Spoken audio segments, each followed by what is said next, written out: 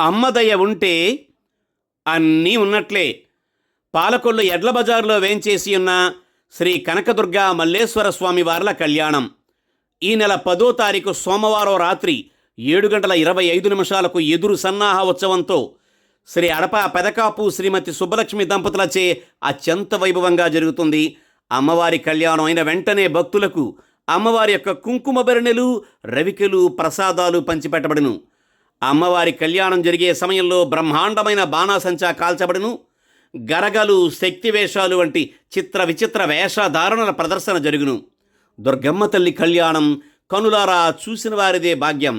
50 మంది విచ్చేసి తిలకించి తీర్థ ప్రసాదాలు స్వీకరించవలసిందిగా కోరుతున్నాం. ఇట్లు శ్రీ కనకదుర్గ అమ్మవారి దేవస్థానం, ఎడ్ల బజార్, పాలకొల్లు. ప్రతి ఒక్కరూ అమ్మవారి కళ్యాణాన్ని చూసి తరించ ప్రార్థన.